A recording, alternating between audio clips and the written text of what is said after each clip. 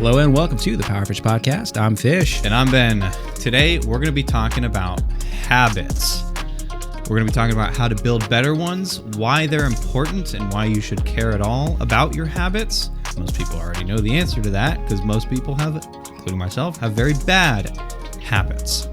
And if you don't think they're important, then let me tell you this one fact. Oh, This is probably going to surprise you. okay. Habits. Okay. So habits are something we do outside of conscious initiation. Yeah. Over half of the actions we take are outside of conscious initiation. Over half. You know what? I feel like that makes a lot of sense. Because how many times are you just like doing something on quote unquote on autopilot? Yeah. You know what I'm talking about? Like, I remember there was a couple times where you wake up in the morning and before you even really think about it, you're at work. You know? Like, Before you know what's going on. Yeah, that's true. That's true. Yeah. Then the hardest part of any of that is just getting out of bed. And then once you're out of bed, it's just like you're at the workplace. And that's absolutely true. And that number can be higher or lower depending on your job. If you have something like a warehouse job, my God, probably 80% of your actions are habitual and outside of conscious initiation. But there's actually a difference in percentage on how much actions are consciously initiated and how much of those actions are consciously undertaken, like proceeded and acted out. There's a difference in those two numbers.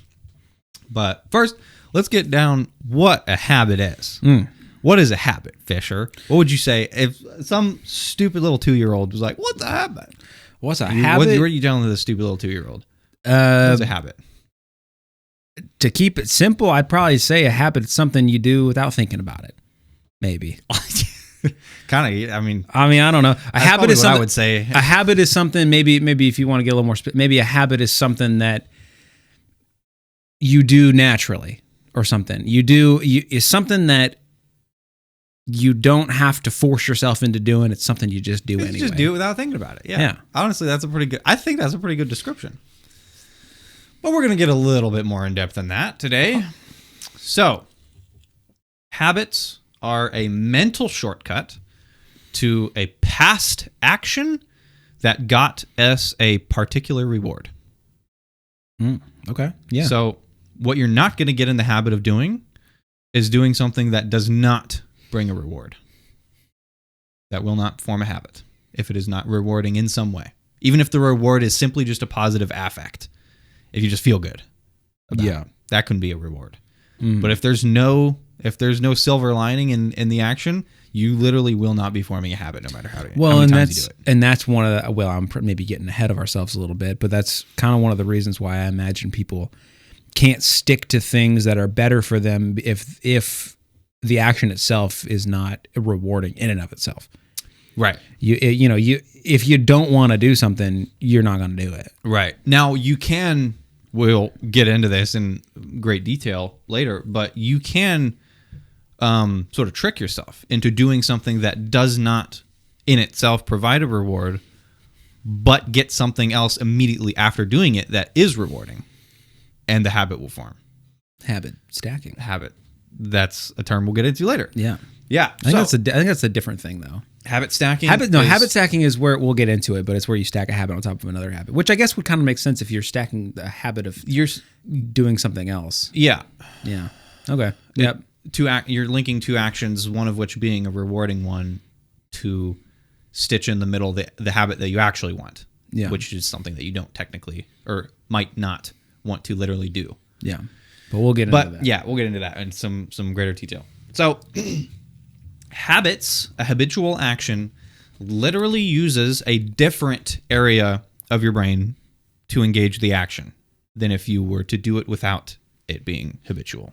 Yeah. It literally uses a different part of your brain. Most actions that we consciously think about doing uses our big spot in the middle, prefrontal cortex. That's our thinker. Habits are not there. When we're acting out a habit, our prefrontal cortex is off. We aren't thinking. Where there's no decision making, there's no nothing. Or it might be on, but it's thinking about something completely different other than the action that the habit is initiating or undertaking. So this is all I'm describing here is if you're on an assembly line, you're thinking about something else while doing your job. Yeah, that's all I'm describing here. Too much detail.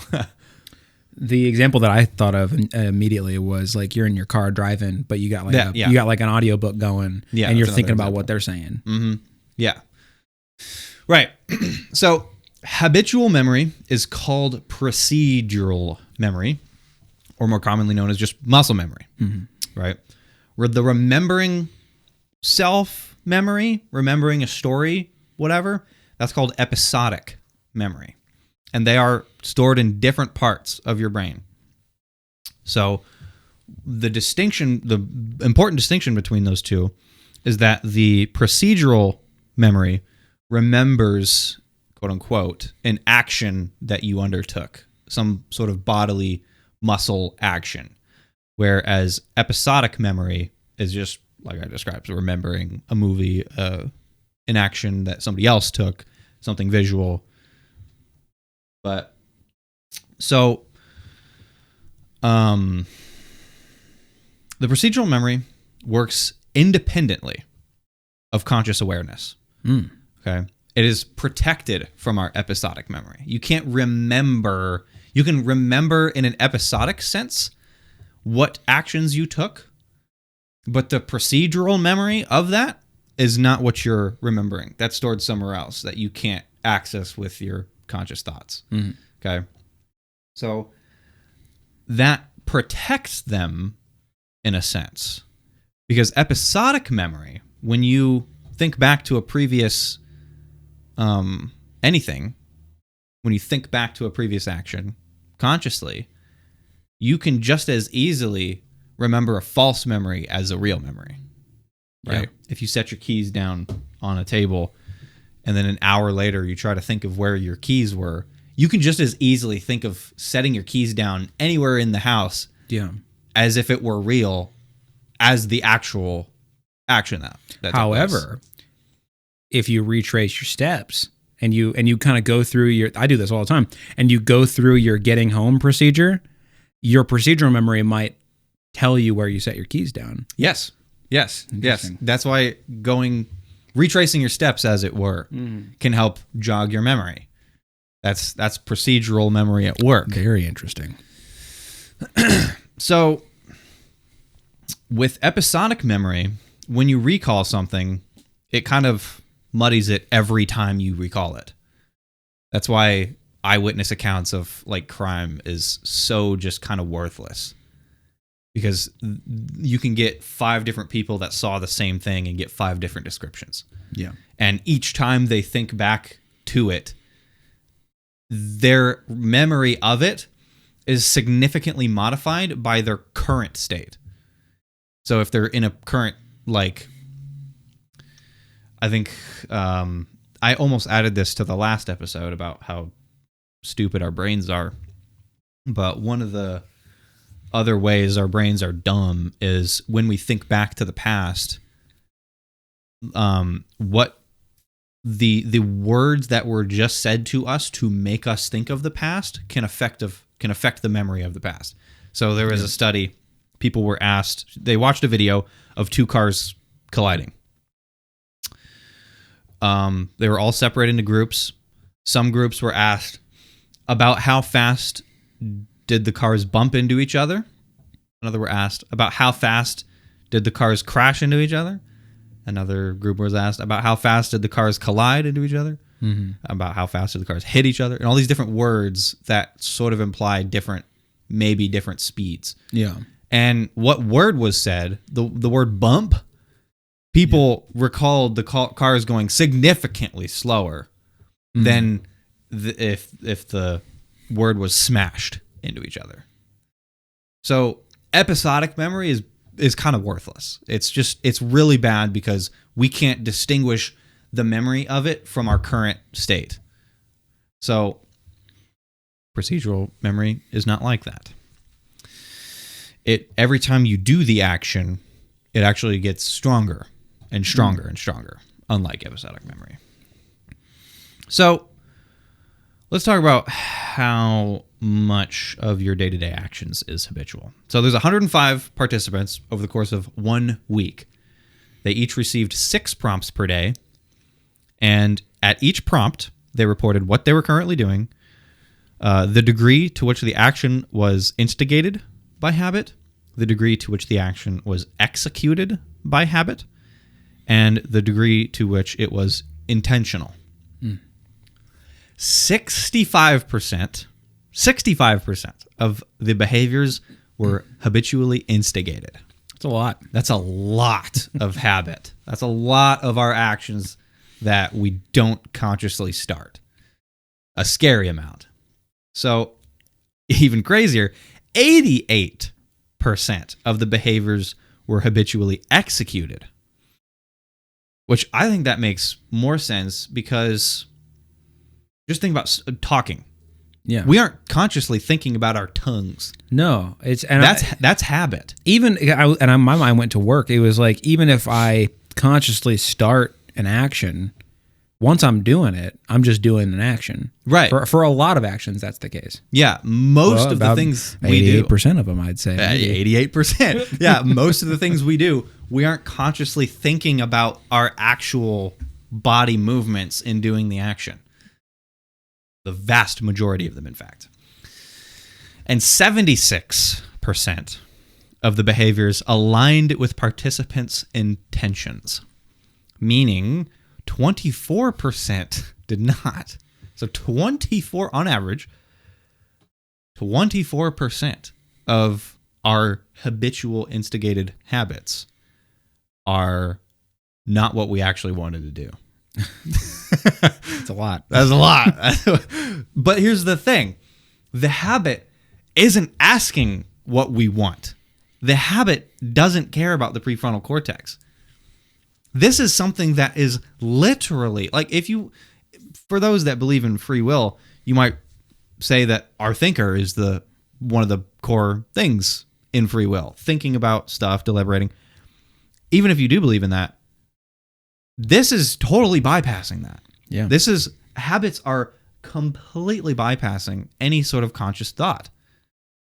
And that's 65% of the things we do. Yeah.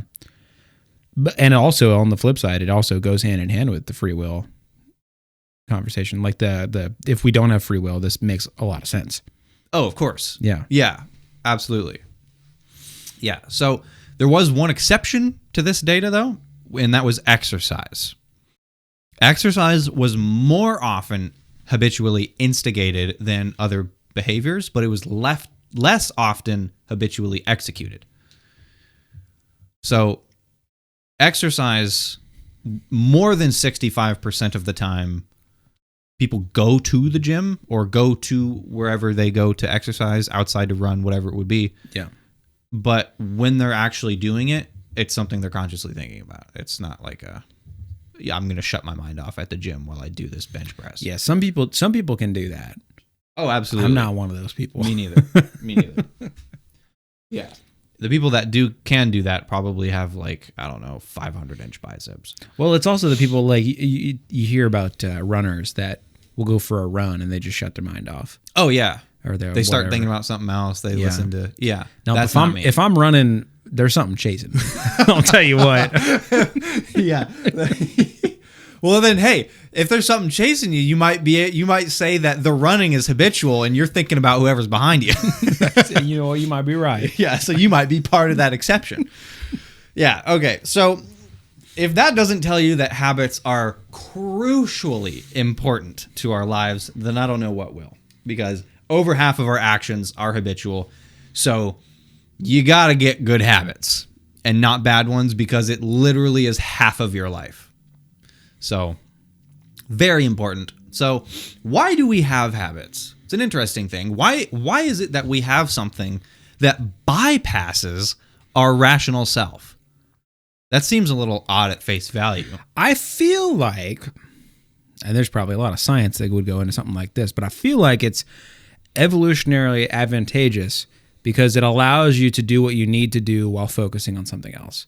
I think that like maybe you can Sort of multitask. kind of multitask, or maybe we'll take it in a literal sense that maybe it didn't happen as often or whatever. But maybe you're doing something that you need to do survival wise or whatever, but you can still scan the horizon, making sure you look at your surroundings and all that. But you can still do the task at hand. Yeah. That's possible. I would say that makes sense. Those who can build their fire while also watching and listening for predators at the same time probably survived more often than those who shut their mind off to their surroundings while building their fire. Right. That makes a lot of sense. But to those who, so quick aside, to those who say multitasking is literally impossible and because our brain can't focus on two things at the same time, that is just wrong. Yeah. That is just simply incorrect. It is true that our prefrontal cortex can't think of literally two things at the same time. Yeah. Our thinker can't think of two things at the same time. But our brain, if you get all of it, it's doing literally millions of different things at the same time. Okay? Yeah. You can't consciously multitask. Imagine if you lived in a world where you had to focus on breathing, and then you had to focus on moving your leg, and then you had to focus on saying something. Focus on moving your eyes. Yeah. Yeah. No. So our brains are multitasking gigalords. So, and you can execute a habit and think about something else at the same time. You absolutely can do that. That is not to say that the habit is going to lose some perhaps quality because you're not thinking about what you're doing. That's, I think, a given. But you can multitask. And those who say you cannot multitask are just, unless they're talking about conscious multitasking, they're right in that sense. And it depends on the tasks, though, too. Maybe you can't multitask. Well, maybe you can't multitask giving a presentation and also reading a book that is completely unrelated to the presentation at hand. Oh, no chance. You can't do that. Because you can't do either one of those actions without your prefrontal cortex. You can't do both of those at the same time because they both require quite a lot of prefrontal cortex. Now, that isn't to say if you could maybe memorize a routine like speech and do it 60 times a day. Yeah. And if a year down the road, maybe you could. You'd be maybe the worst educator ever. Maybe, yeah, you'd be literally saying the same thing on repeat. Yeah. And also giving 0% attention to your lecture. If you could establish words in a habit form, you might actually be able to do that. Here's the more complex the habit is, the longer it takes to form. Yeah. So my God, that's just an unrealistic thing. But if you said the same set of words, this like a lot of times over the course of a really long time, I don't see why you couldn't be able to do that. Shoot, I mean, you see like museum guides or something, or like if you go to like we got some caves near us, and you can go and you can take a guide through with the caves. Yeah. I'm sure those people are relatively on autopilot. That's true. Like a tour guide. You can kind of hear it. I'm not saying example. I'm not saying that they do bad work or anything, but you can kind of hear it in their voice where it's just like they've said this at least 20 times today. My gosh, when we went to the Space Center in Houston and we were on the tram. Shoot. That's what the guy sounded like. Yeah. He sounded like this is time number 84,325, and I'm just saying it. He's not. Yeah, he's on autopilot. Yeah. So there might be examples of people that can speak and also do something else that might be a little cognitively taxing at the same time. Interesting. Very interesting. Yeah. So the most commonly accepted reason why we have habits is for efficiency purposes. So the prefrontal cortex sucks up a lot of calories. Thinking is actually quite an intensive process, right? This is how I'm gonna get in shape. Think I'm harder. I'm just gonna think so hard. You know, I'm gonna multitask. I'm gonna pump out a couple reps here, and then I'm gonna just what's the most mentally taxing thing I could do? Just read Aristotle's Metaphysics or something like that. Yeah, that will just burn the weight off. Okay, yeah. So our brains have a finite amount of resources and energy. So when something becomes a habit, it frees up the prefrontal cortex to do and think other things other than the action at hand, which is exactly what you mentioned. This is not a trivial fact, as we just learned how much of our actions are habitual, right? Yeah. This literally means that much of what you do is outside conscious initiation and control. So this is further shown in subjects of memory loss. In 1993, Eugene Pauly suffered a memory loss so severe that he couldn't remember anything since 1960 or anything older than about a minute. So he couldn't even draw a diagram of where he lived or where the kitchen or bedroom were in his own house. So if he was in a room in his own house, give it about a minute, and his entire memory of where he is at in space just eradicates itself. Jeez. That's a crazy amount of memory loss. It reminds me of like the idea of object permanence. Like, what is it? Like, if have you ever heard of object permanence? First of all, it doesn't develop in kids until they're like 4 or 5. yeah, or it's like that. it's like if or no, it was younger than that. But it's like if you're an infant or a young child, and your mother sets you down and then walks around the corner, you don't exist anymore. you know, you just stop existing. Yeah, you just stop existing. Yeah, which is hilarious. Yeah, imagine being so stupid. Yeah. Yeah, so that's honestly kind of like that. If you've met somebody within the last 50 years and you're talking to them and then they walk out, give it a minute, and they don't exist anymore, which is crazy. Yeah, I don't think he remembered his kids, which is extremely sad. Yeah. But so he was being questioned about these things by a doctor, and he got up and went to the bathroom, came back, and laid back in his bed. Oh, you can't. You're not supposed to do that. Here's the thing. No one questioned how this was possible at the time. Like, how did he do that? He doesn't know where his kitchen is. How did he go to the bathroom? Yeah. So, but no one thought about it. No one's just like, yep, he's going to the bathroom.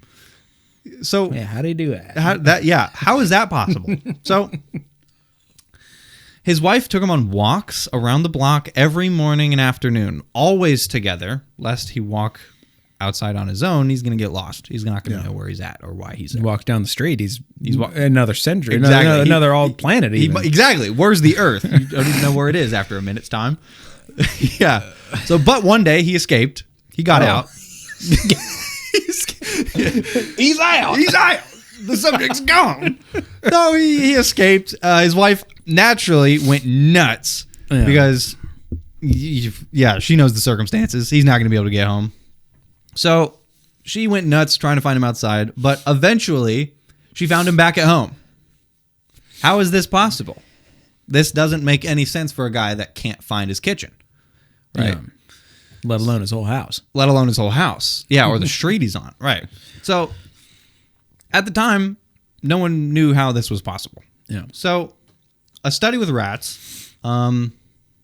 We do a lot of stuff with rats. My God. Yeah, poor guys. They're just we just poked and prodded all the time. Right. And just So there was a study that strapped a bunch of brain crap to rats, and the rat was placed at the beginning of a long corridor and a T intersection at the end with chocolate on one side of the T.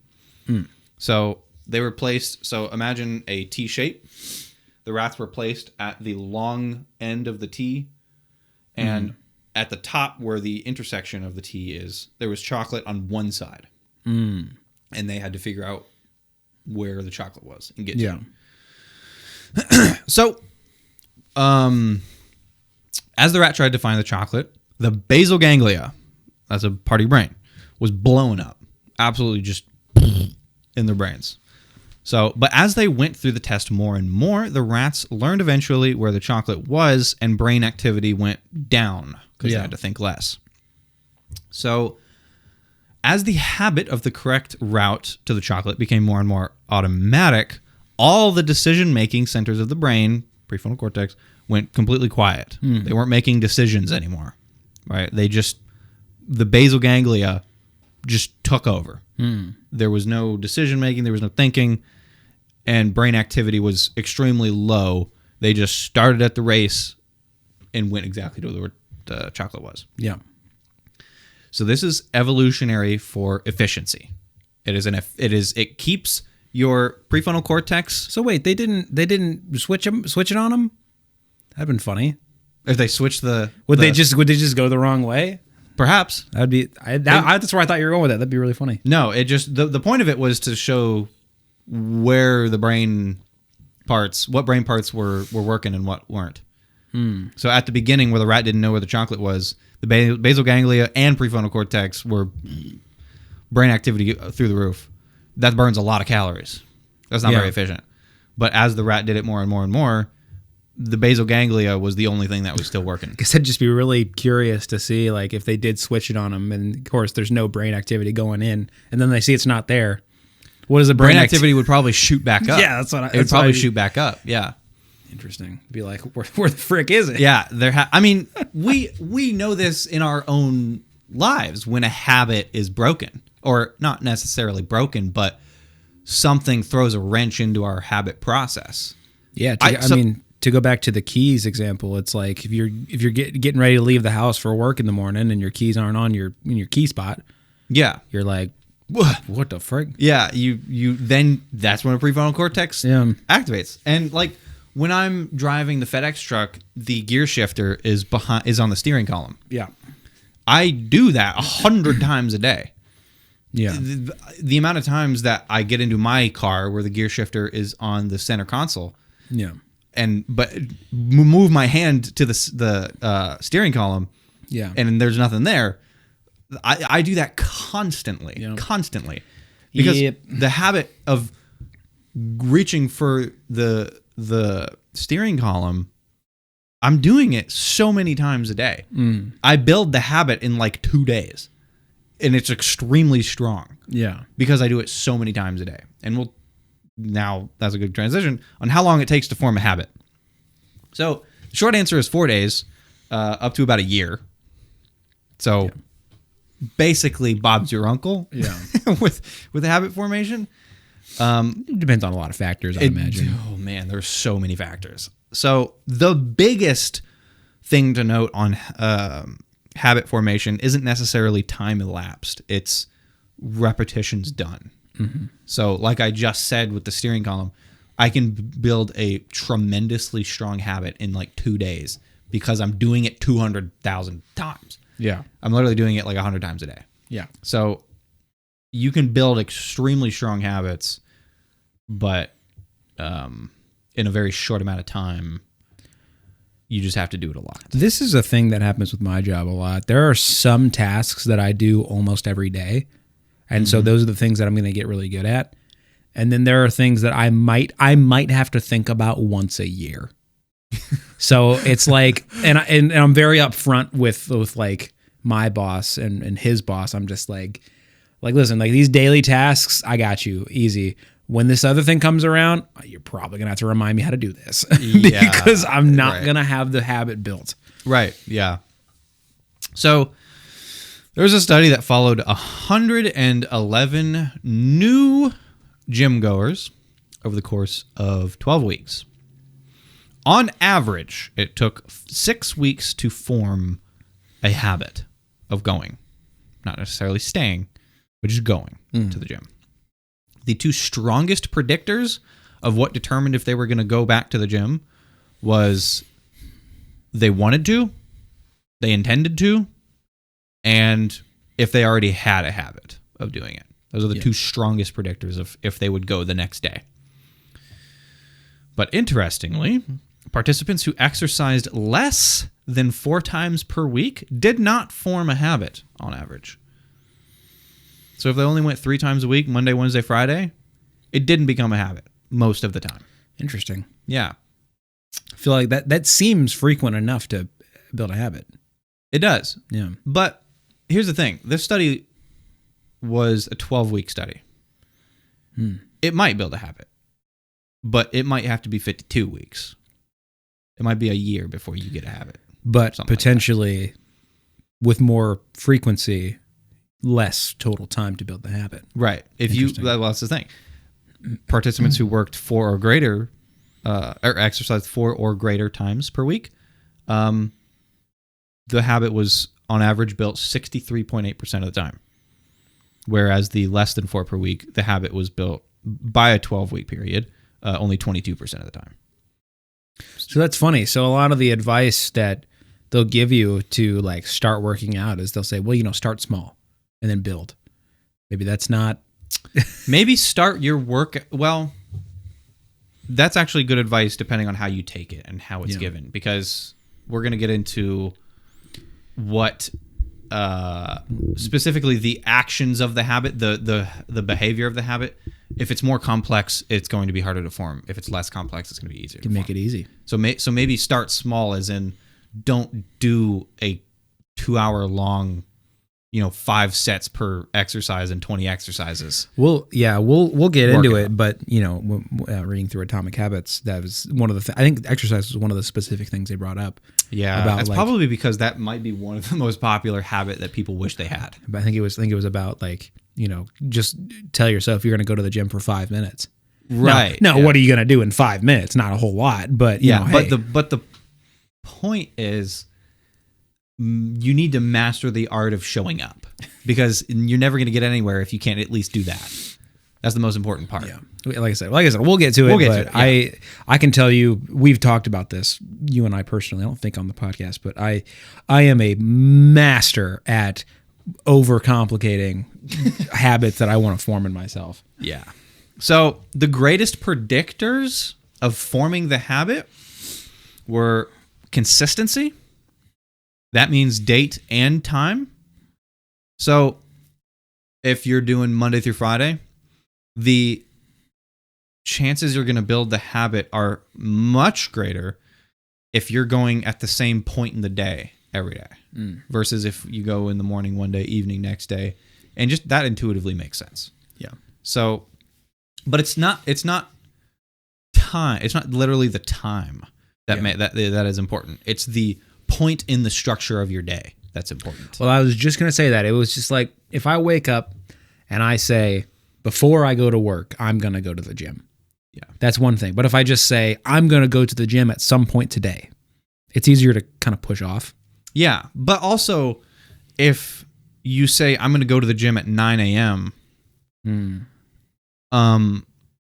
that doesn't, your brain doesn't care what time it is. Your brain cares at what point in the day you're in.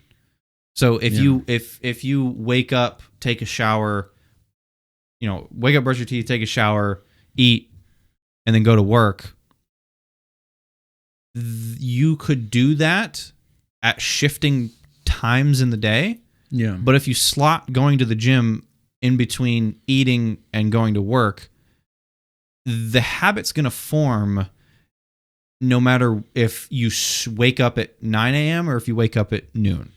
Right. So the literal time of day does not matter. The structure, the point in the structure of your day is what matters. It's kind of like the chain of events. Yes. Yes. It's not about the time that you're going. It's about the fact that the habit you want to build is a part of a series of events. Mm-hmm. Yeah. That's the consistency that matters, not the time that matters. So that was the strongest predictor of forming a habit, was consistency. The next strongest was low complexity. This is exactly what you were talking about. Start small. Yeah. The lower the complexity of the habit you're trying to form, the greater chance that it would form. So if you're trying to exercise, now that you can build this up. Yeah. Let's stick with exercise. If you're trying to exercise not even just go to the gym. If you're trying to exercise, you might start as low complexity as possible by just saying, my habit is going to be stepping out the door and walking around my block once, which might be like 3 minutes. Yeah. Right. But the low complexity means you don't really have to think about it that much, which means you're going to form it quicker or more likely. You know what's crazy about when I was reading through Atomic Habits? There was a part where he talked about this thing about building a habit and using exercise as an example. He said, maybe you do just something like that where you just do something at home. And then the next thing you build up from is you just drive to the gym. You don't even go in necessarily, or maybe you step inside and then you leave. Yeah. It's like, I'm just going to go. But here's the thing. The reason is once you establish these little steps as a habit, it removes the cognitive load to then add more to it. It's so difficult, right? It's so difficult. I know, because we used to do this, to bright and early, first thing in the ass crack of dawn, to get up out of bed and then go to the gym at, 6 o'clock in the morning? We went at 5:30 in the morning. At 5:30 in the morning? Because I worked at 7. But what if, just to ramp yourself up, you said, all right, I'm not, the mental load is not, I'm going to get up out of bed and then I'm going to go to the gym and then I'm going to give it my all in the gym. The mental load is, I got to get out of bed and I just got to drive to the gym real quick and then I can get on with my day. Yeah. It's so easy. But then once you do that, because that's not doing anything for you health-wise. No. But once you've done we're that. done. We drive and then we're done. Once you've done that, then you're outside the gym and you're just, this is just part of now your routine. Now it's just like, well, I could go in, Right. I could go in and knock out a set or two. Yeah. You have to think low complexity. You have to not. I think I might do that. I'm genuinely thinking, because I've been thinking forever. I'm like, man, I need really to get back in the gym. I actually love lifting. Me too. I love really lifting. Want to go back. You wouldn't tell it by looking at me, but I love lifting and I would love to get back into the gym, but I just can't. The gym that I'd probably go to Planet Fitness because it's just cheap, but it's literally less than a block away from my workplace. So I could just go there before work, but like I just can't get there. It's just, it might as well be a universal way. Yeah. So the third greatest predictor after low complexity was a comfortable environment. Okay. This is what Planet Fitness markets their entire face of the brand off of this right here. Yeah. This is Planet Fitness's whole personality is comfortable environment. That and affordability. Affordability. Yeah. Yeah. So if you're going to the gym and you are constantly berated by people that, like, I don't know, this is not a realistic example because this never happens. But if you go to the gym and then everybody shits on you, chances are you're not going to build a habit of going to the gym. You have to be comfortable with what you're doing. Right. And one part of that is by pairing this with low complexity. If you overcomplicate the habit you're trying to form, it will make it less comfortable when you're there. If you just, if the habit you're trying to build is go in and walk on the treadmill for 2 minutes, or go in and do one set of squats and like one set of push-ups or something, the low complexity compounds with the comfortable environment. Yeah. So that's another sort of compounding one that's good to keep in mind when you want to start a habit. And lastly, the next greatest predictor of habit formation was the positive affect. Does it make you feel good? Did you like it at the end? Yeah. Right. This is like what I said earlier. You just straight up aren't going to build a habit that has no beneficial value in itself. Yeah. Unless you make it beneficial by adding something else to it. So that was basically the science of how to get yourself to the gym. So there was a meta-analysis spanning 20 different studies and 2,600 participants across physical activity, diet, flossing, drinking, like all sorts of activities. The median habit formation range was 59 to 66 days. Okay. That was like if you were to line up all the amount of days in a line, the middle was 59 to 66. Yeah. The average was 106 to 154 days on but this is sort of, it's not really actionable data because of the wide span of actions that's being studied here. Because like I said, this is everything from as simple as brushing your teeth to going to the gym. So, but just know, of all the habits you might want to build, on average, it's going to be like 2 months to 4 months to really solidify it. So the higher the frequency, the stronger the habit. We knew this. So like we said earlier, the greater amount of times that people went to the gym, the greater the likelihood that it would become a habit. So more frequency, better for habit formation. The more consistent timing, the stronger the habit, which we also discovered earlier. Simpler habits like brushing teeth or drinking water showed more evidence of stronger habit formation than did more complex behaviors like exercise. Also kind of intuitive. Brushing your teeth is going to be easy to form a habit on, or taking a shower, than going to the gym. Having a positive affect or reward from the habit showed stronger development. Participants that were allowed to choose the behavior themselves rather than it being assigned tended toward greater automaticity.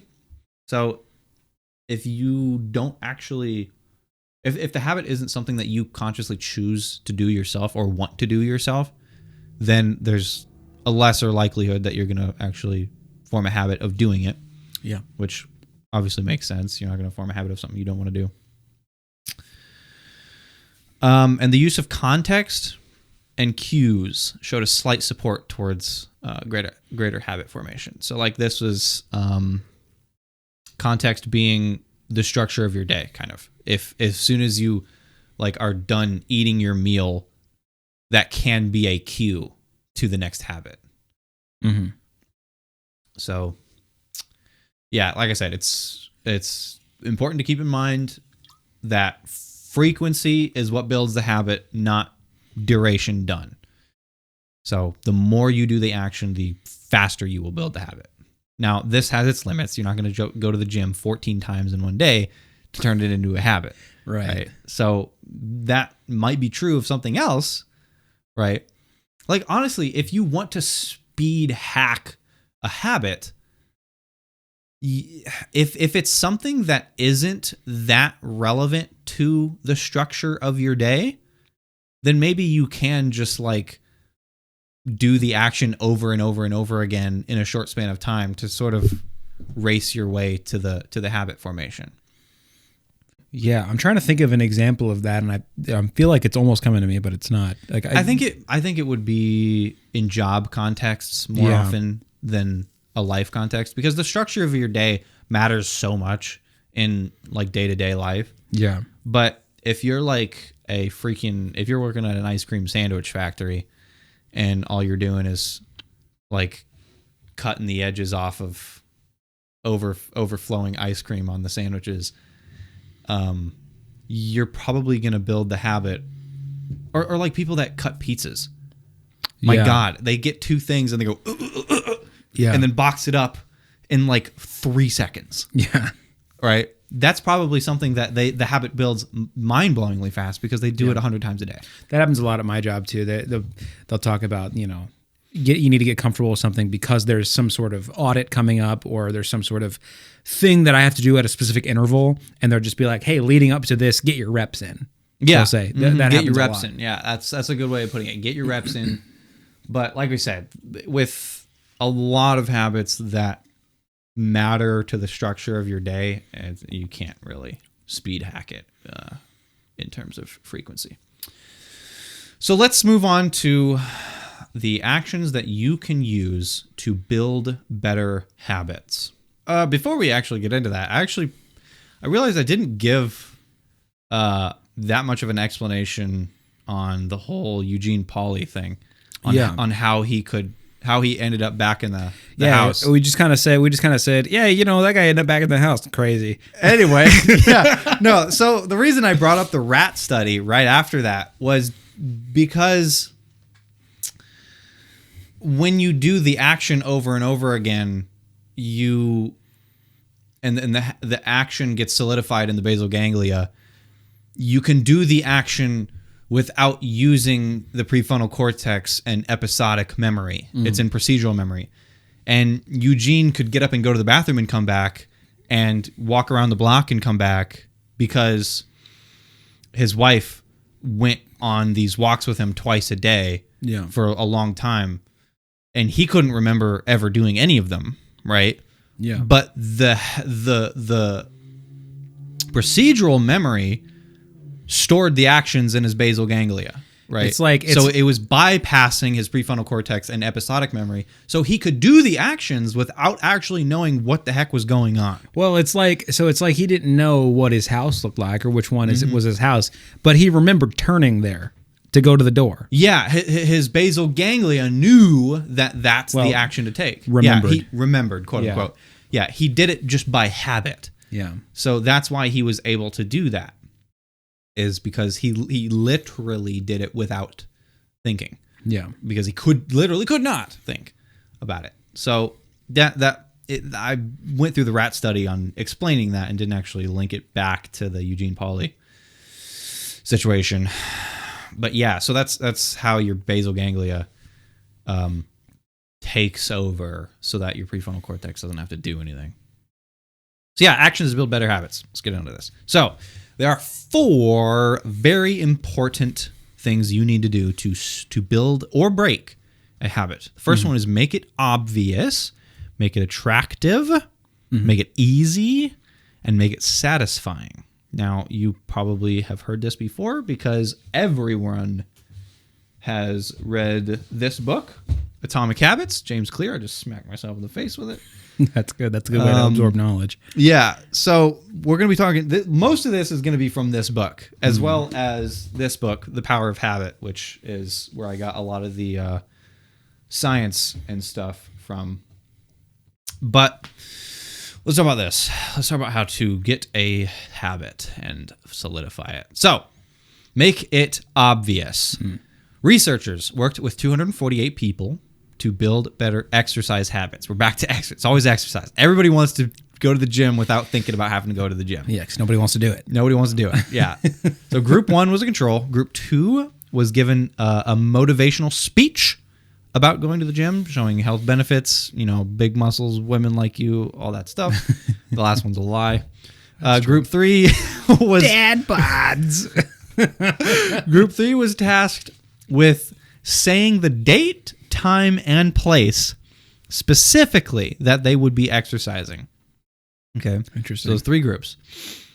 In the first and second group, exercise attendance was not significantly different between the two. About 35 to 38% of that group went to the gym. That's it? Yeah. Wow. Okay. Yeah. That's kind of crazy. People don't want to go to the gym, bro. So what's interesting is that the first group that said that they were going to be in a study about going to the gym was basically indistinguishable from the group that was given a motivational speech on why they should go to the gym. Right? Yeah. Which is kind of motivation doesn't do anything is basically what I'm saying. People don't care about being motivated. Yeah. It might, I think for some people, a lot of people, maybe it'll get you in there the first time, but it's not going to sustain you. No, it doesn't work for sticking with anything. Yeah. Right. But the third group that told the researchers the date, time, and place they would be going to, 91% of them went. Dude, that's the power of planning right there. That's the power of planning, because it builds in the earlier thing of low complexity. Yeah. If you get rid of the thinking in the moment by just doing it now, doing the thinking part now, so that when you actually have to go to the gym, you don't think about where you're going, when you're going, right? You just go. You don't have to think about anything. Offloading that is huge. So planning is massive. Yeah, I mean, because if you're trying to just like if you wake up in the morning, you're like, what am I going to do with my morning? And you're thinking about it now. You're like, well, I could go eat 15 Big Macs, or I could go to the gym. You're not going to go to the gym. You might also not eat 15 Big Macs. You might sit in your bed. You might just do nothing. But if you say maybe the night before or the week before, you say, okay, on Sunday morning, I'm going to the gym and I'm going to do these things at this time and this is what I'm going to do. Mm-hmm. You might just do it. You just removed any cognitive load that you have to do in the moment. Yeah. It's massive. So, the more specific, the better. The more you can offload cognitively doing anything, the better. The more specific you can plan it, the better. Even just simply thinking, this is kind of wild. Even just thinking in detail the actions you're going to take will reduce the amount of friction when you actually need to take the action. Just thinking about it reduces the friction. Thinking about it increases so like if you go to bed the previous night, vividly thinking about the actions that you want to take. Let's say you're trying to build a habit of quickly getting up, putting on your clothes, brushing your teeth, taking a shower, eating.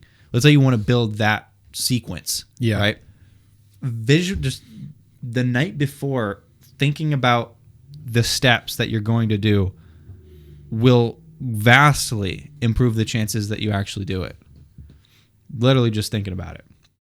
So, as well as changing your environment to make the habit as frictionless as possible is also huge. So, like I just said, if you want to make the habit of quickly, showering, put on your clothes, one thing you can do is put your clothes out that you want to get into the night before. Yeah. Stuff like that. That's sort of changing your environment. If you're trying to read more, place your book on the pillow, right? Don't make yourself get it up and go to the bookshelf to get it. Just literally put it on the pillow. Mm-hmm. So it's there waiting for you. If you're trying to meditate, leave a cushion on the floor that it's just there for you to sit on whenever you get back from work or wake up to meditate, whatever it is. I actually did that not too long ago. Not the meditation part, but the put the book on the pillow. I did that within the last week. I've done that a couple times. Yeah, it's like trying to instead of we were just talking about I have a stack of books. Yeah, and I just instead of leaving it in the stack of books, I was just like, yeah, I want to read that one. Toss it on the bed. Yeah, I keep the book that I want to read just on my desk, right next to my bed, so it's just within arm's reach when I get into bed. Yeah, so to make a habit part of your life, you have to make the cue to do the habit a big part of your environment. To break a habit, do the inverse. Make it effortful to acquire said thing. If you want to eat less, you would hide things out of sight. I cannot tell you how easy it is to eat poorly if there's bad food in the house.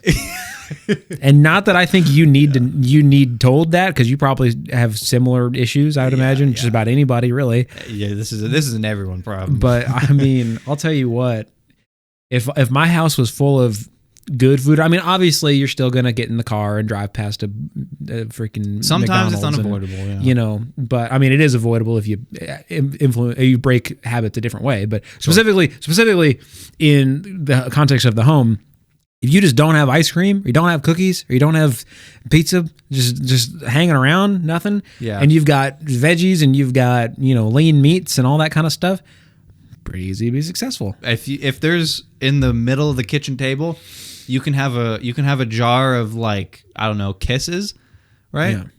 Chocolate treats, or you can have a pile of apples. And chances are, if there's a pile of apples, you're going to be eating more apples. Yeah. Because they're just so easily accessible. It's just easy. It's effortless. There's no friction to do it. So to break a habit, put as much friction between you and the habit, you and the thing you don't want to do as possible. Let me ask you this, and this is completely unrelated, but so I have done that in the past where I've had just fresh fruit out on the table. I don't eat fresh fruit enough to go through it fast enough, so it always goes bad. Mm-hmm. Is there a good health food that I could have out that's not perishable in that way? Because I just don't go through fruit enough for it to not go bad. I mean, with enough money, anything's possible. You could just get like packs of those packaged meat sticks. That's not bad. The thing about those, they're just absolutely just loaded with sodium. Yeah, they do have a Christ. It's just, and it's a processed. There's food there's a what is the brand? I think it's like Maui Nui Venison or something like that. That makes prepackaged, like actually good for you meat, something like that. But they're, I'm pretty sure, expensive as all get out. Yeah, but like I said, with enough money, anything's possible. Why is everything that's good for you got to be perishable? I can tell you why right now. It's because everything that's not good for you is processed to hell. Yeah, and preservatives, pumped full of preservatives. Yeah, sugar don't go bad too quick. No, just throw a bunch of sugar and salt on it, and it'll stay alive forever. Yeah, maybe the habit is instead of putting something non-perishable out, maybe just get a habit of consuming more fruits. Yeah, but you can. The thing to breaking the bad habit isn't necessarily replacing it with a good habit. You can just simply replace it with something that's not bad, right? You can, like, I don't know, rice cakes. I do love a rice cake. Like, if you put, like, just the habit let's say eating badly is the habit you want to break. If you just replace, figuratively speaking, the kisses in the middle of the kitchen table, it doesn't have to be with kale and the healthiest thing you could find. Right. It can be with just something that's not sugar. Right. Yeah. It can be something that's, like I said, like throw a package of rice cakes that doesn't. They don't taste like anything really, but I love rice cakes. The habit they slap hard. Yeah, you might be able to co-opt the habit with just something that isn't bad for you, and it's broken.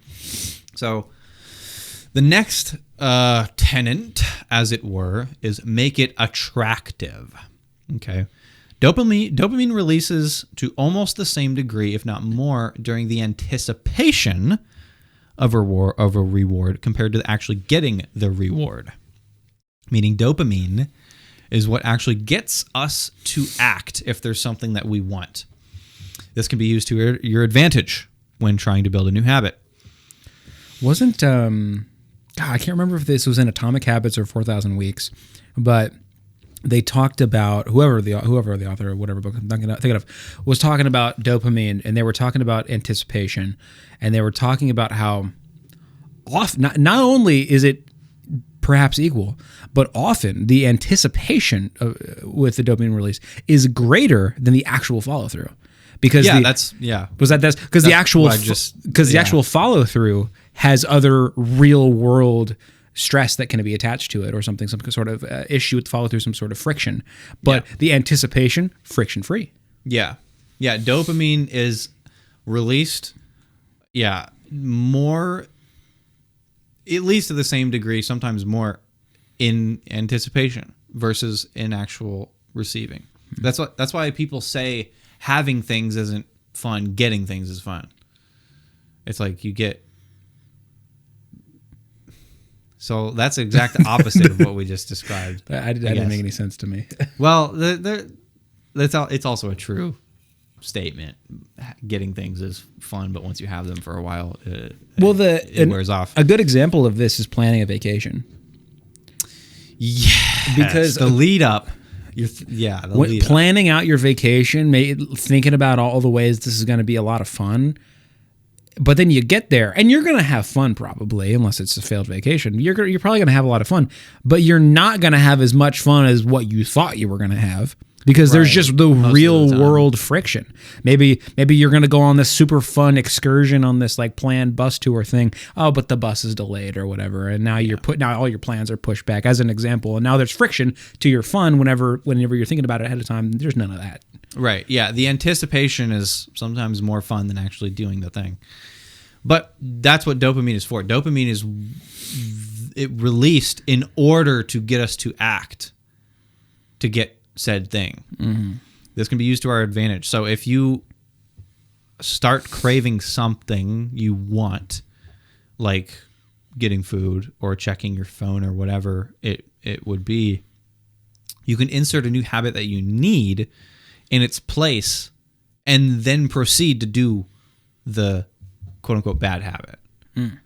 So because the dopamine gets you to act, you can feel the dopamine of wanting to check your phone. But when you get that dopamine, you can instead act to do something you need to do. And then check your phone after. Yeah. And then the habit will start forming as doing the thing you need to do instead of the thing you want to do because of the dopamine. So that's one way of making it attractive, is basically by tricking yourself. Well, as we found out last episode, we're easily tricked. We are easily tricked. We are very easily tricked. And sometimes we can do it ourselves to our advantage. Also, the culture we live in determines what is attractive to us oftentimes. We often imitate the habits of three main groups. Our family and friends, namely. Social groups that we're in, like a job or like I put an example in this, like a run club, if you're in it, or if you're in like a sports, like a tennis club or whatever you would be in, right? Just your social groups, and those with status and power. Those are the people we try to imitate the habits of the most, on average. We will change our habits rapidly if we are involved in a culture where the behavior we want to adopt is the norm. So this is doubly effective when you start to form the habit. You will start to associate your identity with, I am a person that does X habit. You know, a good example of this is honestly what's been going on lately with you and I with reading. Because on my own, probably wouldn't want to read very much. But put in a context where reading is now kind of the new normal for the both of us, and also it's reliant on what we do here, makes it a lot easier to do it. It's an identity shift. Yeah, it's personal identity and betwixt us culture. Yeah, that's what you often hear, that you are the sum of the four people you hang out with the most. Yeah, and this is sort of similar to that. But also, like, the culture is so powerful. Like, in the famous words of Fisher, you just gotta look outside, and you're gonna be confining to a culture. When did I say that? Well, when I was ranting about our justice system at jury duty, and the guy said, remove your biases. Oh, and, yeah. And you're just like, we were like, you are going to be biased to whatever culture you're in. You can't not conform to the majority. It's literally impossible. It is within our genetics to conform. No. And you just said, we just got to look outside. Well, don't you? Yeah, and that's the case. So, motherfucker, chances are, if you want to exercise more, if you move to, like, there's this Boulder, Colorado is called the skinniest city in the U.S. Dang. And I think just barely south of it, Denver, Colorado is like one of the most fit cities in the U.S. If you and I moved to Boulder, the overwhelming chance is that we would probably become fit, because the culture itself is just ingrained. Yeah. ingrained in fitness. All the restaurants have like healthy options. This is insane. Boulder, Colorado is a big city, much bigger than where we live. We have 3 McDonald's. Yeah. We're a 50,000 population city, roughly. Boulder has 2, and it's like 200,000. Jeez. What do they got? They got some Qdobas? What do they got? Well, I don't know all the restaurants they have, but the restaurants that they do have are very significantly tailored towards not bad stuff. Yeah. Like, let me look at the population of Boulder. I was looking up just them on maps to see what kind of restaurants. Okay, it's 100. It's 108,000, so it's not quite 200,000. But still, it's double our size, and they have less McDonald's than us.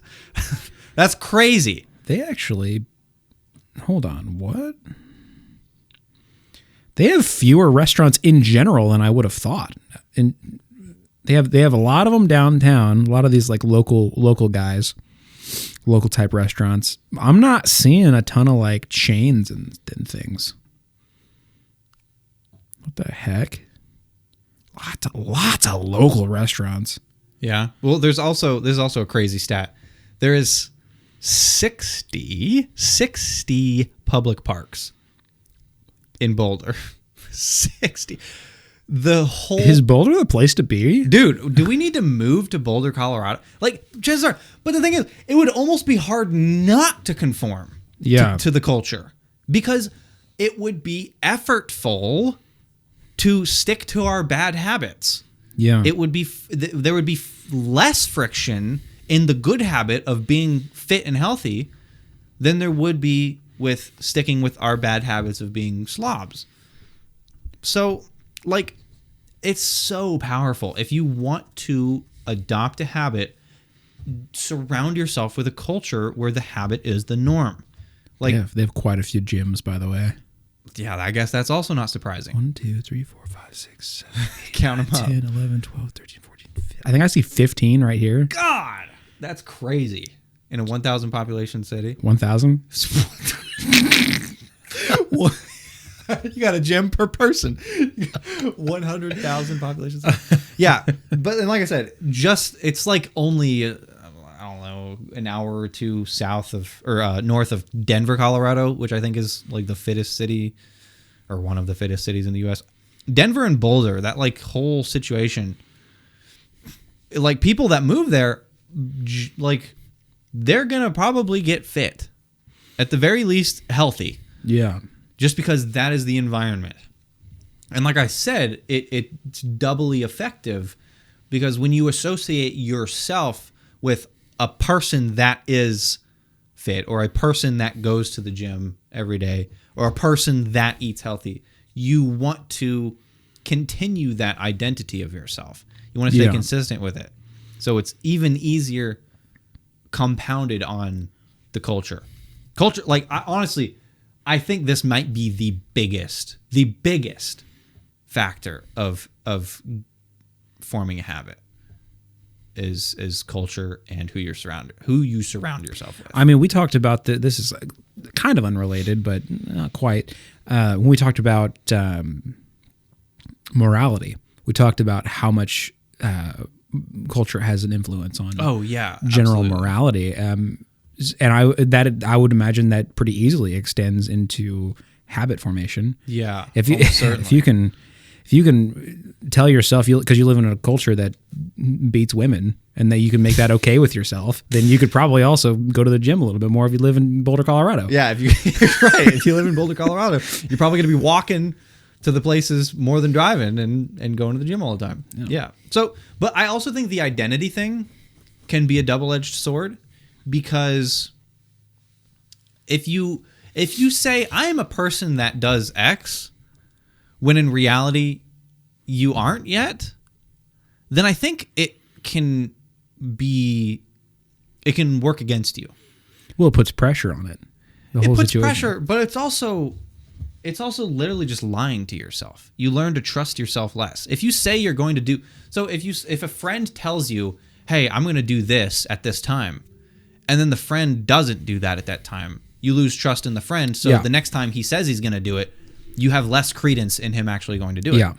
It's no different with yourself. If you tell yourself you're going to go do something and then you don't do it, if that becomes the norm, you're not going to trust yourself to do what you say you're going to do. So it just becomes ineffective to tell yourself you're going to do something. I feel like imposter syndrome comes into play a little bit too. I don't know if you're familiar with imposter syndrome all that much. A little bit.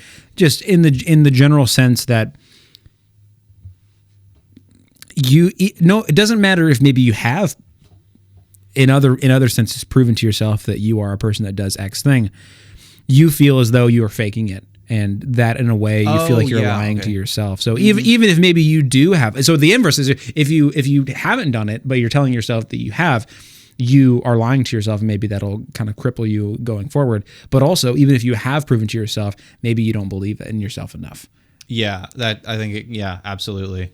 So I think the whole adopting the identity of the person, I think if you do that too early, or if you do it without following through with it, it can be, it can exacerbate the bad habit, or exacerbate not doing the good habit. So, but the culture thing is huge. Yeah. Culture is insanely huge. You're gonna conform. We are social creatures, and yeah, we're gonna conform to the culture 9 times out of 10. So that's huge. Make it attractive. Next is make it easy. Make it easy to do. So this is basically just compounding on the make it frictionless. So make the habit as frictionless as humanly possible. This has similar implications to priming your environment to make it obvious, right? You're significantly less likely to build a gym habit when the gym is out of the way of your current commute versus if it's on the way of your current commute. If you want to remember to take morning supplements, put the supplement bottle right next to your coffee machine where you already have a habit, right? Stuff like that. Make it easy. Given that the best form of habit formation isn't days elapsed, it's repetitions, you cannot let the great be the enemy of the good here. If you want to start a new behavior, then sitting around and planning until you're blue in the face isn't going to get you there. Yeah. So sitting around planning until you're blue in the face is what I meant to say. You can't just become blue in the face from sitting down. I mean, but planning until you're blue in the face is not going to get you to start the habit. I couldn't tell you how many times that I've told myself that, like, hey, I'm gonna go to the gym, I'm gonna eat better, I'm gonna do these things, and boy howdy, I had everything mapped out to oblivion. Tell you what. And then I didn't do step 1. Right. Yeah. So this is a balancing game with planning it out, because people who plan things out to take off the cognitive load are more likely to go do it. Now, you still have to make that specificity is good, but you still have to be simple with it. You can't stress over if that's the perfect way to do it, right? Procrastination very often masks itself as preparation. Okay. You can't worry. Yes, you have to plan it, but no, you can't worry about if you could be doing it better. Yeah. And if this is the perfect way to do it. And I was just about to say too, it kind of just goes along with what you just said, but it almost seems that way, right? Where it's the planning itself becomes a way to avoid the responsibility of taking over. And it's like, well, you know, it kind of almost goes back to that dopamine thing. You get the dopamine of feel, to go back to the fitness example, you get the dopamine of feeling like you're somebody that's fit, but none of the practicality, none of the follow-through. None of the actual benefits, none of the follow-through. Yeah. Yeah. Because you're getting the dopamine release of taking action, trying to get you to take action, except the action that you're taking is further preparation to make sure you're doing the action the best way you can be doing it, except you never start. Yeah. Right. Yeah. So preparation cannot allow itself to turn into procrastination, right? You want to know one of the fattest things I've ever done? You know what? This is hilarious, by the way. So there have been times in my life where, and you know this, I've been pretty fit and then also pretty not unfit. You know, one of the times, this has been a while ago, because I'm just smarter now. I know I can see this in myself. See that this is a stupid thing to do that I'm about to tell you here. But so I'm like, I'm gonna start eating better. I'm gonna get in shape. I'm gonna do it. And then the first day that I'm supposed to do this comes around, and then I'll say this to myself. I'll say, well, you can't do things every day. You'll get burnt out. You'll say. And then I'll say, today is my first cheat day, you see. No, I can't think of anything more counterproductive. Dude, that is That is like mastery level expert gymnastics to not do the thing. Yep. That is so crazy. Dude, that is hilarious. Dude, if that does not show that we can rationalize ourselves into what we want to do so effectively. I can't think of anything more counterproductive. Dude, that is crazy. But here's the thing. In the moment, we're like, I'm using my prefrontal cortex. I'm using my thinker. I'm using my rational self. Yeah. It just goes to show.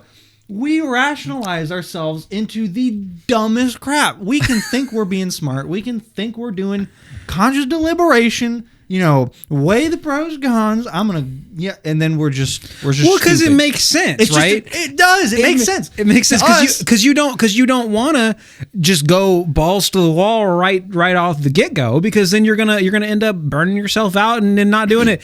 Right. But what that doesn't mean, however, is that I should go eat some Big Macs. Day one. Yeah, dude, that's hilarious. Yeah, it just goes to show, if we have a primal desire to do or not do something, our brains are going to rationalize a way to make it make sense. Yeah. Right. It's just goes to show, honestly, it lends credence to this theory of consciousness as sort of a way of confabulating reasons to do things. Yeah. The reasons we actually do things, the reasons we tell ourselves and tell other people that we do things actually have nothing to do with why we actually did something. It's because our amygdala, our ooga booga brain, wanted something, and then our prefrontal cortex just made up a reason that makes sense as to why we did it to tell other people, when in reality it's just because we're an ooga booga monkey brain. Yeah. Right. It's hilarious. Our prefrontal cortex works for the rest of our brain, not the other way around. So, if procrastination is a problem, then employ what James Clear calls a 2-minute rule. Make the habit so small and easy that you have to be stupid not to do it. This is what I was talking about just driving to the gym. Right, exactly. You don't even got to go in, just get there. Just master showing up. So, read every night will turn into just read one page. It takes like a minute, right? Yeah. Run every morning will be put your running shoes on. That's it. Right? Meditate every night turns into just sit on the cushion. Yeah.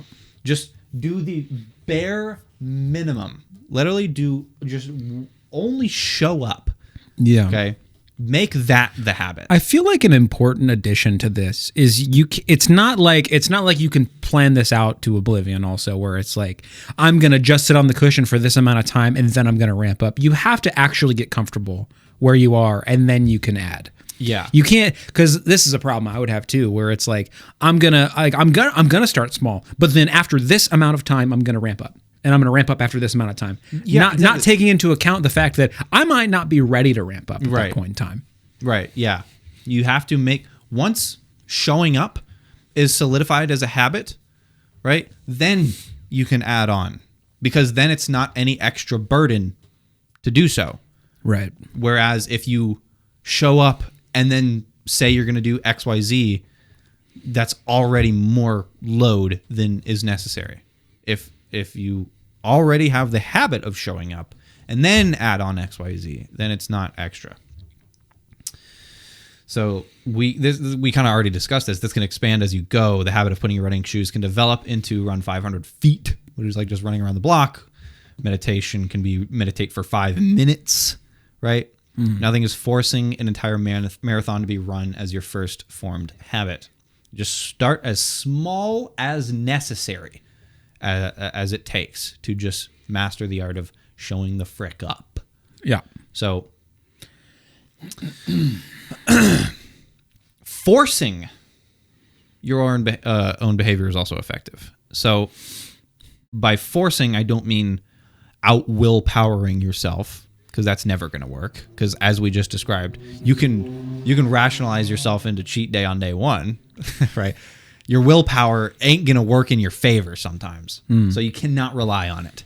So by forcing, I mean literally making it so that you can do nothing else. So if you spend too much money, leave your wallet at home, right? And remove your payment cards from autofills on your devices. Yeah. Make it so that you either one, just straight up can't spend money if you leave your wallet at home, or it requires a significant amount more friction if you were to buy something online. Yeah. So if you eat too much, buy smaller plates. Replace all your plates with smaller stuff. If you're like, if you cook your own food, That's a big suggestion in the health communities. It's right. a big one. Just literally force yourself to have smaller portion sizes. Yeah. All right. Delete social media apps or games from your phone if you are on your phone too much. Like, you just make it impossible to actually waste the time, right? If you want to get a habit of saving money, create an automation that before you do anything, as soon as you get a paycheck, a XYZ percentage of that paycheck goes into a savings account. This is what I do and have done for years. I literally have 3 separate accounts that as soon as I get money in checking, it auto deducts percentages into these 3, one bit of which is car, one of which is rent, and another of which is credit card payments. It just before I can do anything, it auto moves it to these 3 savings accounts. And I've literally been doing this for years.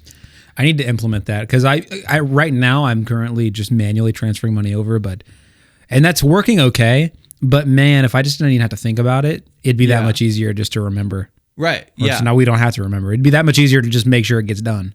Yeah.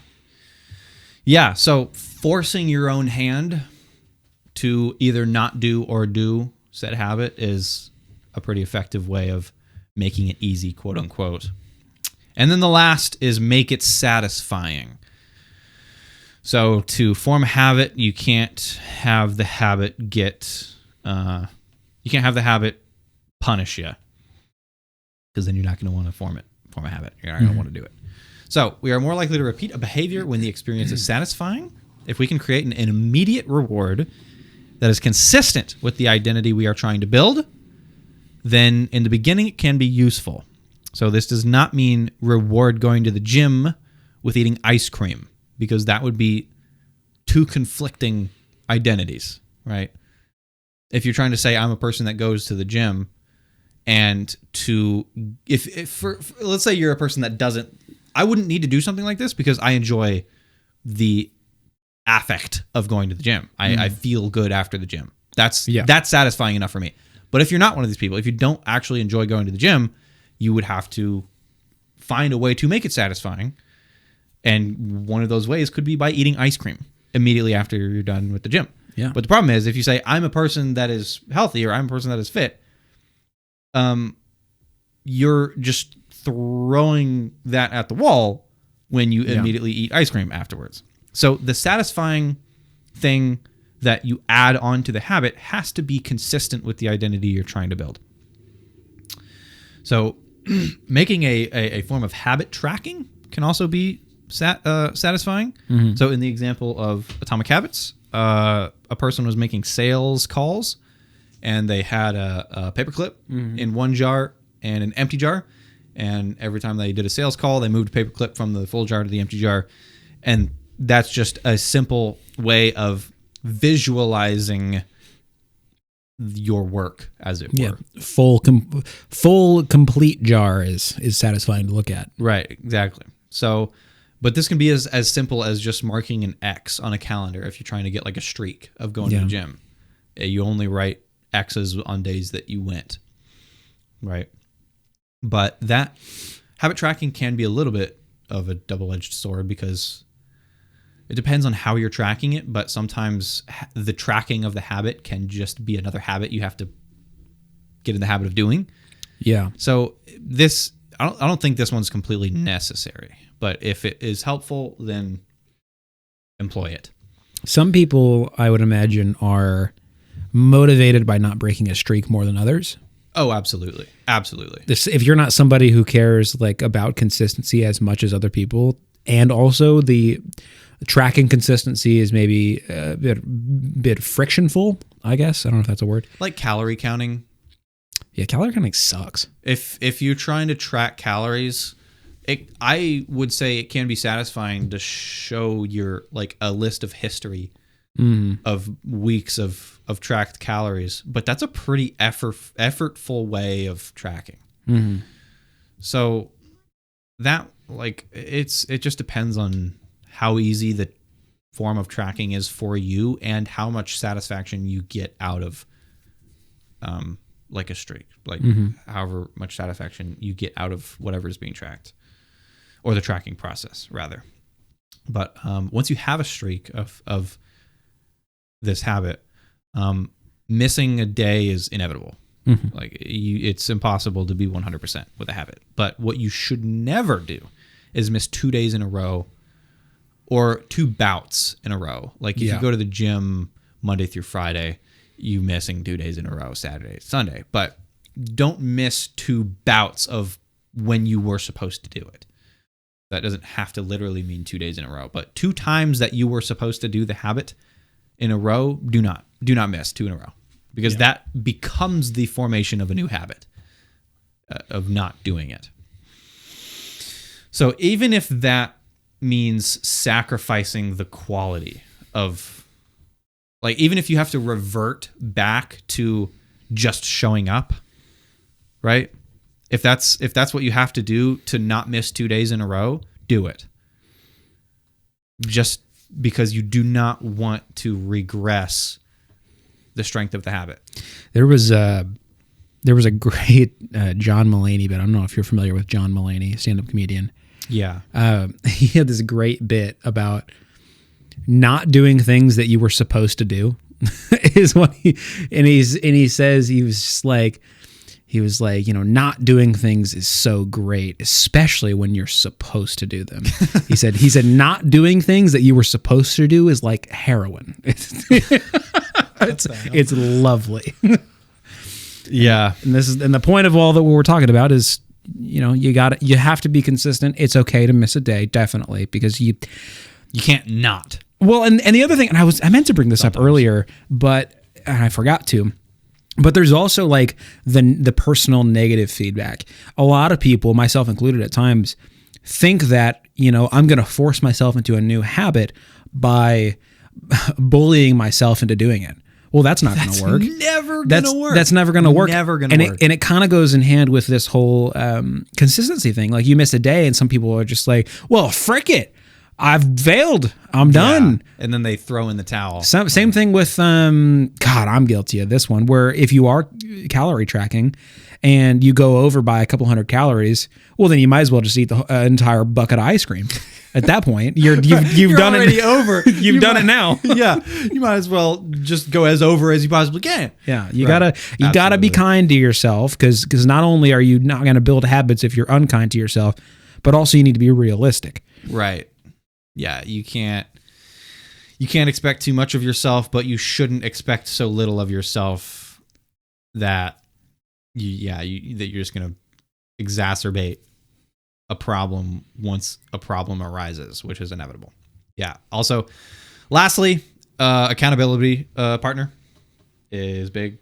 A lot of people go to the gym with a partner for this very reason alone. I could tell you, going to the gym at 5:30 in the morning by myself would have been a non-starter. I'll tell you that much. So this was probably 3 or 4 years ago at this point, but we used to go to the gym at 5:30, and for about a year stretch, we did it most days. There were days we missed. There were days that I just couldn't even fathom getting out of bed that morning. But for the most part, we were pretty consistent. Yeah, we did it. It was tough, but it was honestly, it was tougher for you than it was for me, because I had been going to the gym at 5:30 in the morning before then and continued to after then. Well, already on my own. The other issue was that I worked fairly late into the evening. Right. I worked at 7. Yeah. You had to so to get up at 5:30, to get up at usually 5 in the morning, Yeah. to be at the gym at 5:30 in the morning, you have to go to bed at like 8 or 9. And I was not doing And that. you were at work at that time. I was at work so it still. was significantly harder for you. Well, and than I it was for didn't me. I didn't even start work until most days like 2 p.m. Yeah. So like it was like I gotta get up at 5 o'clock in the morning, go to the gym, go back home. I'm not the kind of person that can just go back to sleep. I'm once I'm up for the day, I'm up.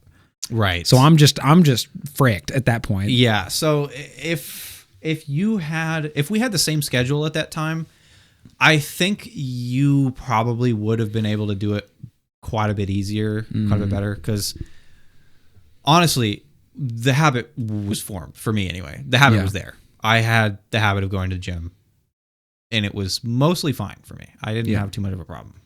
But yeah, I had more friction than you. yeah, you just said you had more friction. Yeah. If only that friction was poor sleep quality and just mental drudgery throughout Yeah. the day, just because you had to stay up later and your schedule was inconsistent at the time. Yeah. But yeah, accountability partner is big. So James Clear, to get himself off of social media, he had his assistant change all of his social media passwords Monday, and she would not tell him the passwords until Friday, so he could only use social media on weekends. I liked that one. That's crazy. I liked that Yeah. one a lot. That's hardcore. Another one was a guy had a scheduled tweet every morning at 6:10 saying that if he was not up to stop this tweet from going out, then this tweet would go out at 6:10 saying he's not awake because he's lazy and stupid, and first 5 replies get $5 PayPal. Yeah. Which was crazy. Yeah. That's a big one. I loved that too.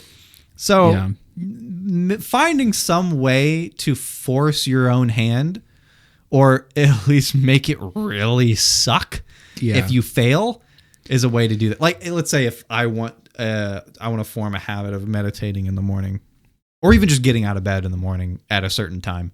Like, if I don't text you by 6:30, I owe you $20 mean, every time. shoot, I'm Something taking- like that. I'm taking that deal every day of the week. Exactly. That's because it's easy for you. Because I don't got to do anything except for get $20. Right. Yeah. So that's a fantastic way of forcing your own hand. Well, because it does two things, right? It does two things. There's the financial incentive, and there's and there's the humiliation incentive. Exactly. You don't. You want to show up. You don't want to show other people that you're a lazy frick. Yeah. Right. Yeah. So, yeah, follow those rules, and you're going to be on your way to over half of the actions you do being better ones, Yeah. which is huge. So, let's play a game. Let's play a game. So we just talked about how to build better habits. What are the 4 laws? What we just talk about? Make it obvious, make it attractive, make it easy, make it satisfying. Yeah. So what we're going to do, we're going to put this into practice, kind of, not really. We're going to put this into verbal practice. So I have no idea how this game's going to go, but I can imagine it's going to be stressful for you. So that's great. So I love being stressed. So what we're going to do is there are 5 habits that you're going to plug into this equation of obvious, attractive, easy, and satisfying. Okay. Along with them, there are 5 time limits. Those time limits are 30 seconds, 45 seconds, 60 seconds, 75 seconds, and 90 seconds. What I'm going to do is I'm going to tell you what the habit is. You have to immediately tell me which one of those, and I'll tell you beforehand which ones you have available still, how much time you want to take, and then I'm going to plug it into my timer here, and then you're just going to go. I'm going to tell you go, and then you're going to go. So the reason why you need to tell me quickly what time limit you want. I can deliberate on. I don't want you cheating. You know. Okay. Does that make sense to you? Hold on. Let me write down what the time limit increments were, just so I can Okay. think less. I'm also going to tell you beforehand. I'll say you have this, this, and this left or whatever. Okay. Well, let me just write a note anyway. So I had 60 seconds. 30 through 90 at 15-second intervals. Okay, so 30, 45, 60, 75, and 90. Yeah. So 30 seconds through a minute and a half, 15 seconds apart. Okay. 30 is going to be tough. So, okay, I guess I should go over scoring. So scoring, so there are 4, we just said obvious, attractive, easy, and satisfying. Those are 4 qualities. Within the time frame that you choose, you're going to have to give me an answer for how you're going to implement this habit into that formula. For each one you get, I'm going to check a little box on here, and you're going to get a point for that. So a total of 20 points up for grabs across 5 rounds. This might be a little over ambitious, but I want you to get 17 of them. Oh, God. Okay. That's an 85% success rate. Okay. So the format, again, just to go over so we all know what we're doing when we're going to this, because it's a little confusing. I'm going to tell you what time slots you have available. I'm going to tell you the habit. You're going to immediately tell me, as quickly as you can, which time slot of the available ones that I just gave you want. I'm going to, as quickly as I can, put it into my timer, hit go, and then tell you to go. Make sense? Okay. Dude, I'm stressed. I'm so stressed. All right. Make it obvious, make it attractive, make it easy, make it satisfying. Yep, and then we can deliberate after the fact whether or not you did that. And I want your answers to be incomplete thoughts. Also, this is the other thing. Instead of just being like, I'm going to do this, and I'm going to do that, and I'm going to do these things, I want you to say, I'm going to make it obvious by thing. I'm going to make it attractive by thing, as an example. Complete thoughts are important here. Follow through. Okay. All right. So obviously, this just to stick with the formula here, your time limits are 30, 45, 60, 75, and 90. Here's the habit. Stop impulse buying. 75. Hold on. All right, go. Okay. Stop impulse buying. Make it obvious by. So the inverse of make it obvious would be make it not obvious. Mm-hmm. So if you have something like Amazon, Walmart, whatever it is, bookmarked, get it off your bookmarks. If you have Amazon app, delete the apps. Okay, make it also make a note if something's on sale, don't buy something because it's on sale. Buy something because you need it. If it's on sale, great, but don't make sales a form of that. Okay, make it attractive. That was way too long. Attractive. Son of a gun. Frick. Make it attractive. I'm gonna come back to that. Make it easy. So. Leave your wallet at home. 15 seconds. Okay, make it easy. Leave your wallet at home. Get it off. Make it satisfying. Is anything that you would buy, instead transfer that amount into a savings account. Back to make it attractive.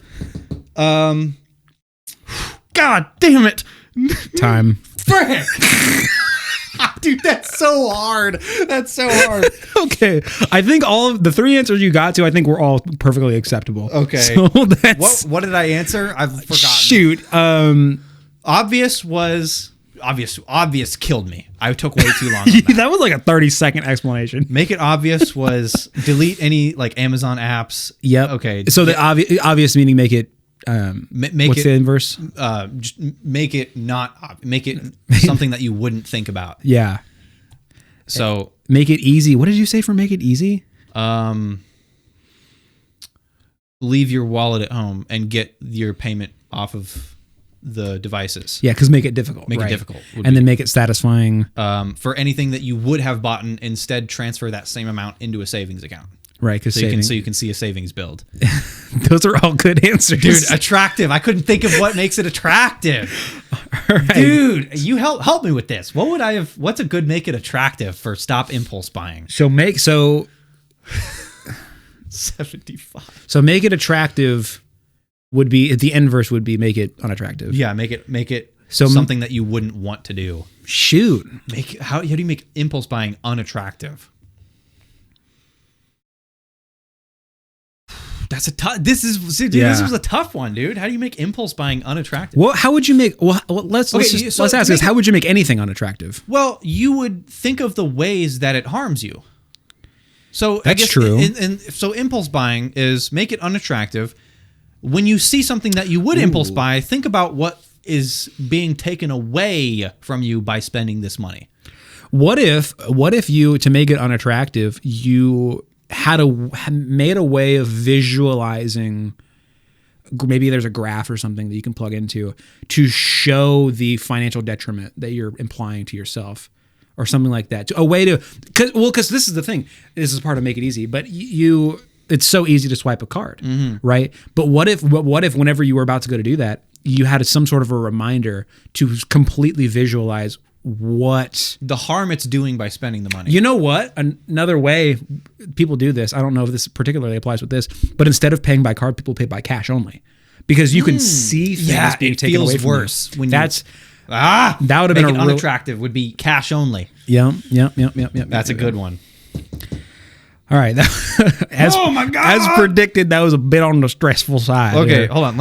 I need a timer. I took way too long on obvious, and I need a visual way to see that. So your remaining time limits are 30 seconds, 45 seconds, 60 seconds, and 90 seconds. So 75 is off. 75 is off the board. Okay. Okay, you ready? Ready. Your habit. Keep your desk tidy.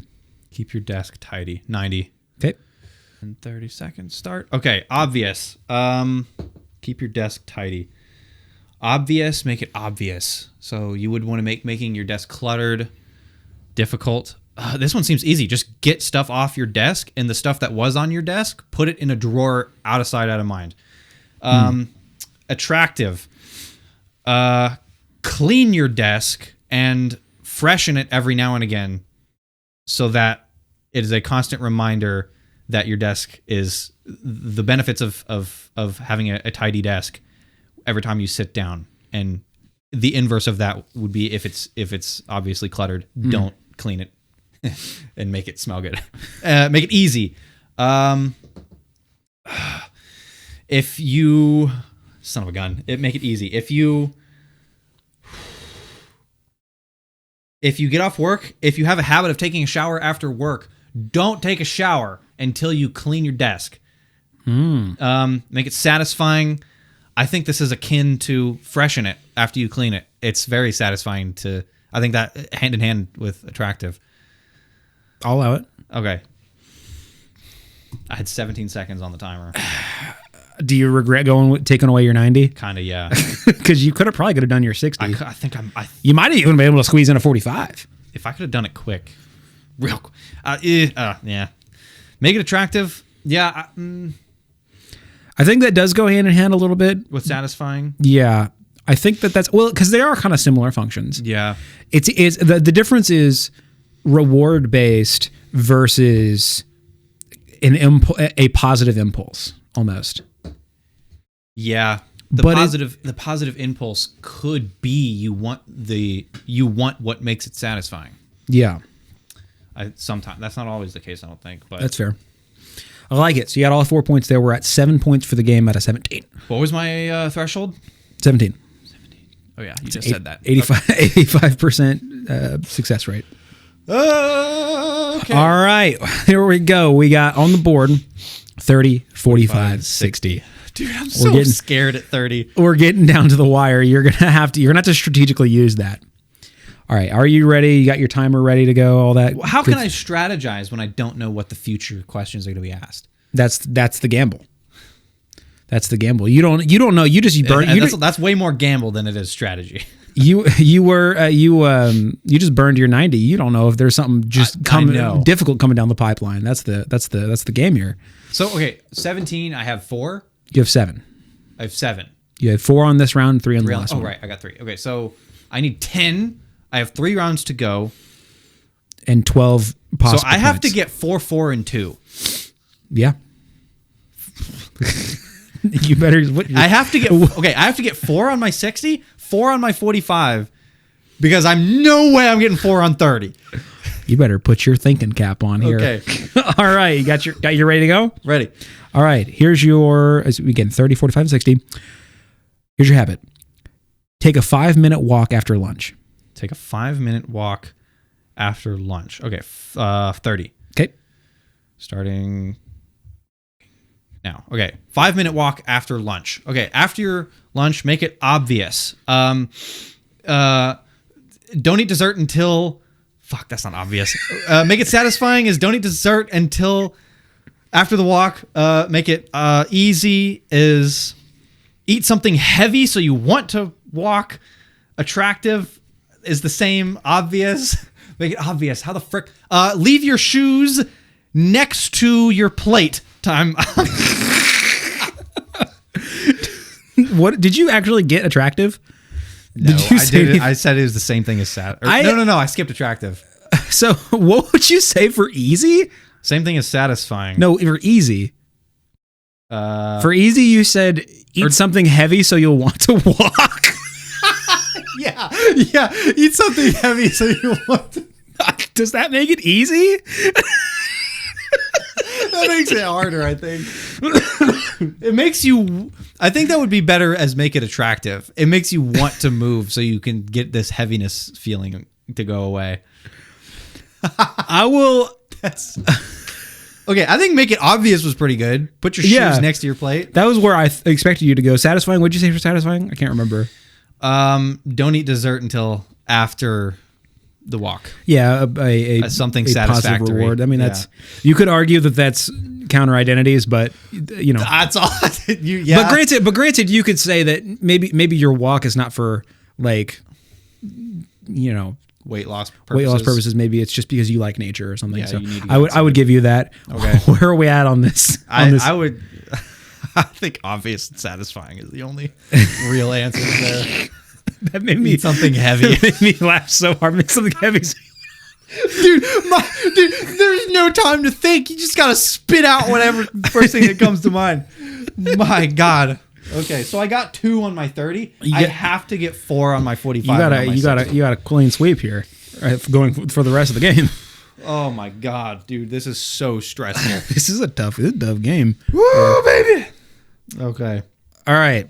Are you ready to go on your end? Ready. All right. We've got 45 and 60 left to go. Okay. Here's your habit. Put groceries away right after shopping.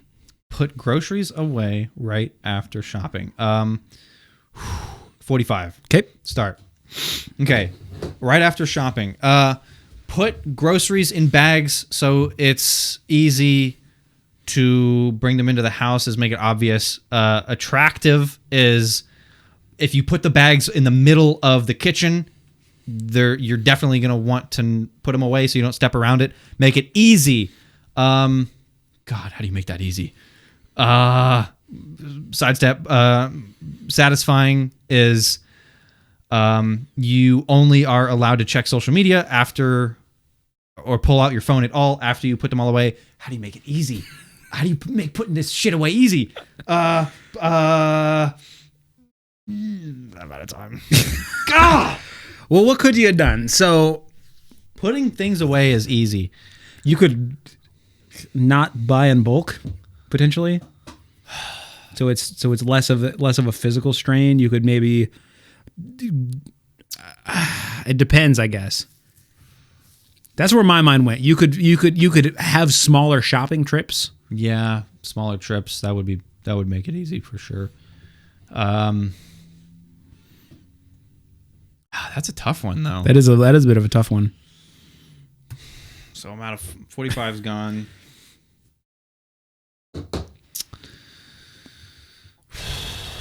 Okay, so all I got 60 seconds. Well, I can be one short of my goal. You can be one short of your goal, but goal. I will say the goal was a bit aggressive. That's ambitious. Well, originally I was gonna say I wanted you to hit an 80% goal. I wanted you to hit 80% pass, which would have been 16 and not 17.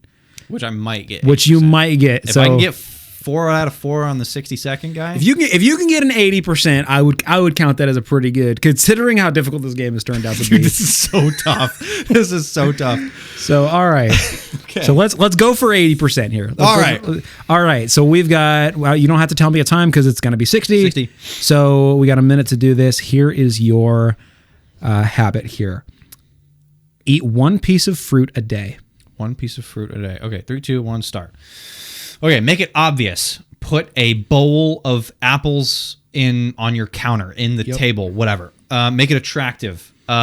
Make it a fruit that you like. I honestly really like apples. If you like pineapples, do that. If you like, to each their own. Make it attractive. Easy. Put it in wherever you already have a habit, next to your coffee machine. That kind of coincides with obvious, but slightly different. Just put it obvious, but also where you already have a habit, and make it satisfying. Frick.